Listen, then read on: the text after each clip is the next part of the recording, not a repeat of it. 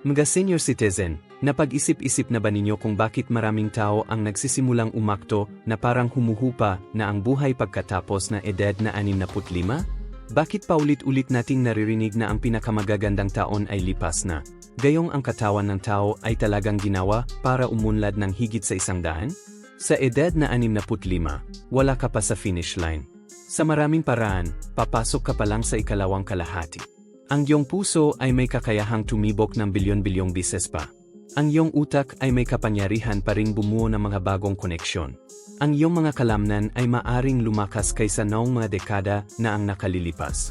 Ang tunay na dahilan kung bakit hindi naabot ng karamihan sa mga tao ang potensyal na iyon ay hindi dahil sa nabigo sila ng kanilang mga katawan. Ito ay dahil ang kanilang pang-araw-araw na mga gawi ay tahimik na nagbibigay ng senyales sa kanilang mga katawan na bumagal. Sinubaybayan ng mga mananaliksik sa Harvard University ang mahigit 44,000 na nasa hustong gulang na mahigit 60 taong gulang sa loob ng 20 taon at natuklasan ang isang bagay na kahanga-hanga. Ang mga sumunod sa 6 na simpleng gawi sa umaga ay nabuhay ng hanggang 30 taon. Hindi lamang mas mahaba, kundi mas matalas din sa memorya, mas matatag sa kanilang mga paa, at kitang-kitang mas bata sa mga palatandaan ng kalusugan.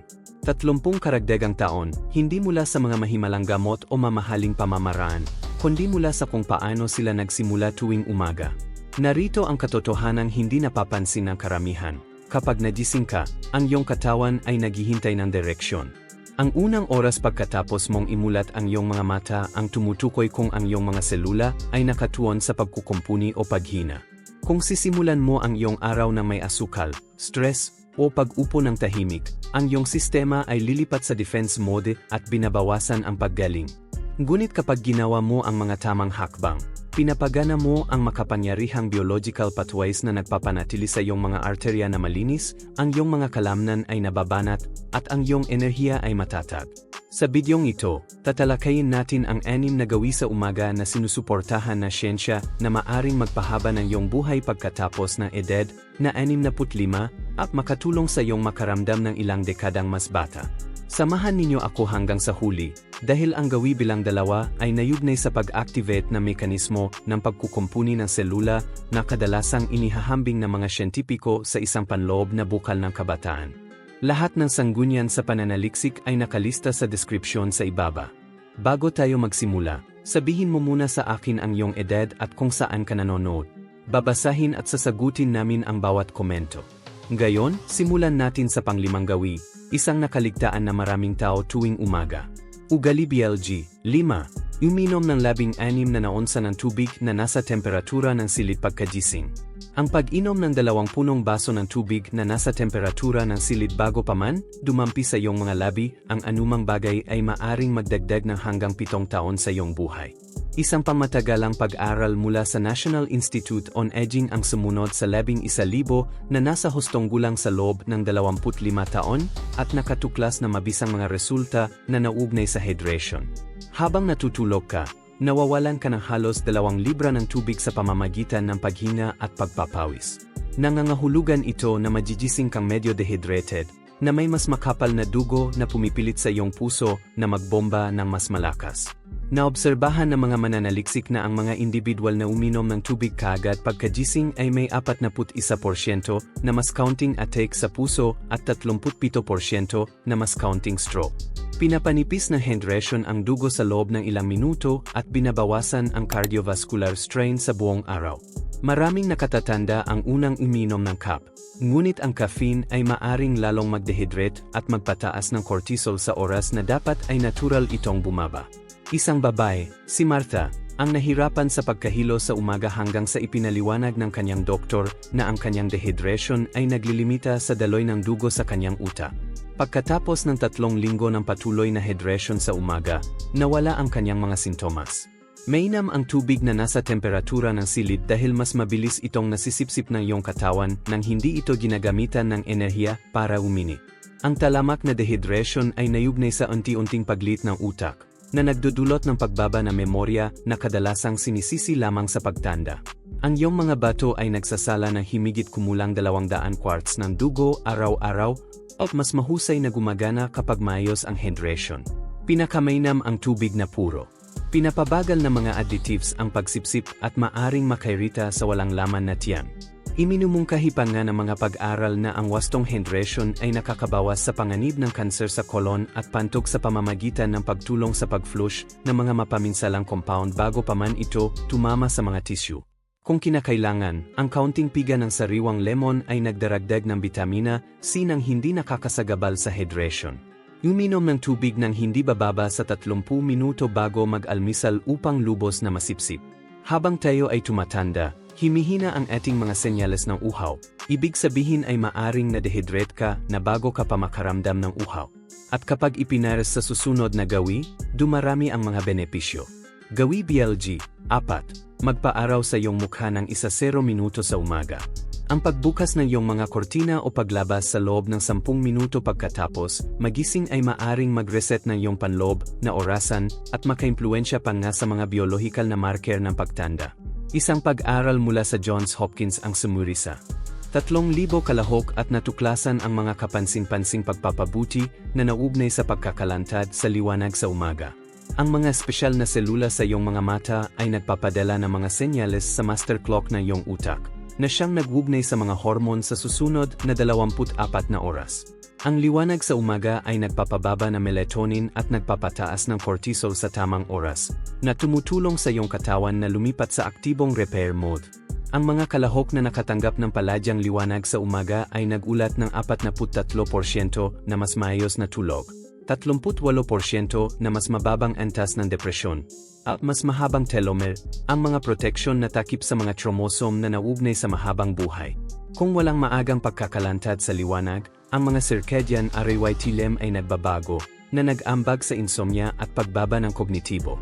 Ang natural na liwanag ay mas malakas kaysa sa panloob na ilaw at nagpapasigla sa produksyon ng bitamina E na hindi kayang ganap na kopyahin ng mga suplemento. Kahit ang maulap na liwanag ng araw ay mas epektibo kaysa sa mga artificial na bombilya. Habang tayo ay tumatanda, ang ating mga mata ay nagiging hindi gaanong sensitibo. Ibig sabihin ay kailangan natin na mas maraming pagkakalantad sa liwanag. Ngunit maraming nakatatanda ang gumugugol na mas kaunting oras sa labas.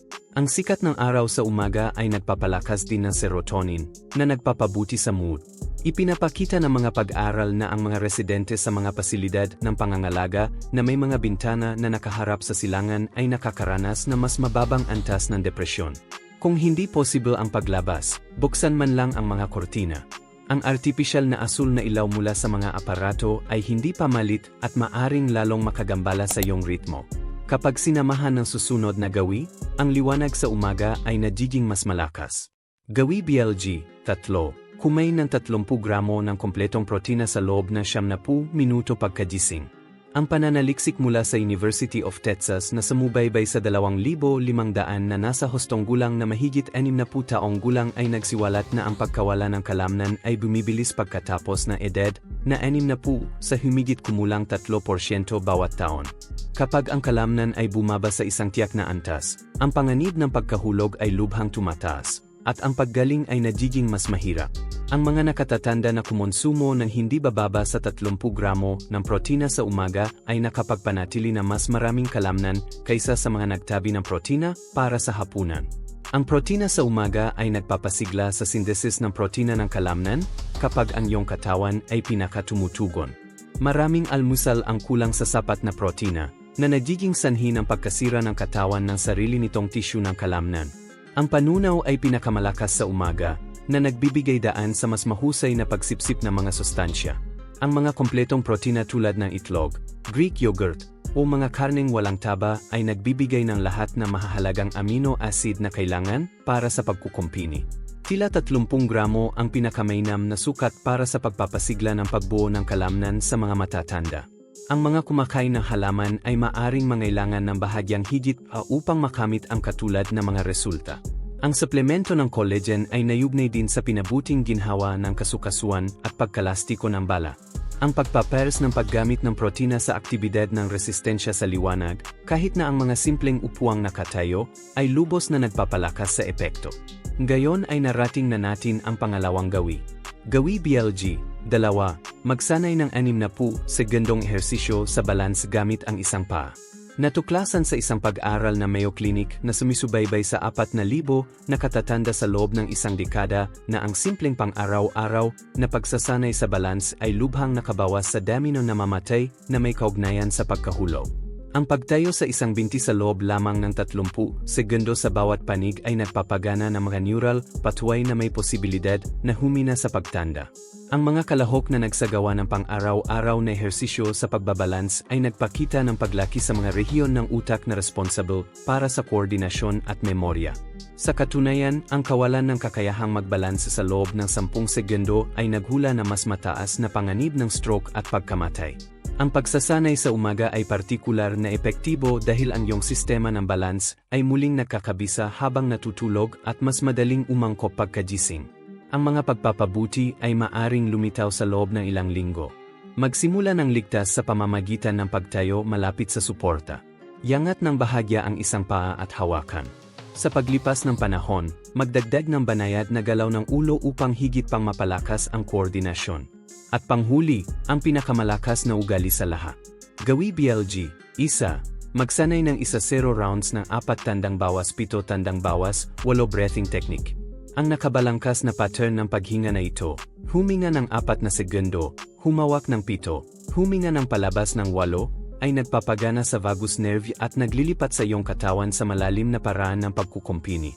Ipinapakita ng pananaliksik na pinahuhusay nito ang aktibidad ng telomerase, na sumisuporta sa proteksyon ng chromosome na nauugnay sa mahabang buhay. Maraming nasa hustong gulang ang humihinga ng mababaw, kaya nililimitahan nito ang paggamit ng oxygen. Ang pamamaraang ito ay nagpapalakas ng daloy ng oxygen sa baga, nagpapabuti ng sirkulasyon, nagpapababa ng presyon ng dugo, nagpapababa ng pamamaga, at nagpapababa ng mga stress hormone. Ang paghinga sa umaga ay nagtatakda ng isang kalmadong pisyolohikal na batayan para sa buong araw. Pinahuhusay nito ang pabago-bagong tibok ng puso, isa sa pinakamalakas na tagahula ng habang buhay. Ang pagsasanay na ito ay walang bayad, hindi nangangailangan ng kagamitan, at tumatagal ng wala pang 3 minuto. Ngunit naimpluwensyahan nito ang ekspresyon ng gen sa mga paraang inaakalang impossible noon. Sama-sama, ang 6 na gawin na ito ay gumagana ng may sinerhiya. Pinapaganda ng hydration ang iyong mga selula. Kinokontrol ng sikat ng araw ang mga hormone. Binabago ng protina ang kalamnan. Pinapalakas ng pagsasanay sa balanse ang utak at katawan. Binabaliktad ng paghinga ang pagtanda na dulot ng stress. Magsimula sa isa bukas na umaga. Magdagdag ng isa pa sa susunod na linggo. Sa loob ng 6 na linggo, maaari kang bumuo ng isang gawain na magpapabago sa iyong biolohikal na edad. Kapag tumunog ang iyong alarma bukas, ang desisyong gagawin mo ay hindi lamang huhubog sa iyong araw. Huhubog din ito sa iyong kinabukasan. Maging ito man ay magtatagumpay ka sa edad na 85 o basta mabuhay lamang. Ang iyong kinabukasan ay nakasalalay sa mga pagpiling sisimulan mong gawin ngayon. At ngayon, nasa iyo na ang plano. Kung mayroon kayong mga katanungan o saloobin, iwanan lamang ang mga ito sa ibaba. Salamat sa panonood.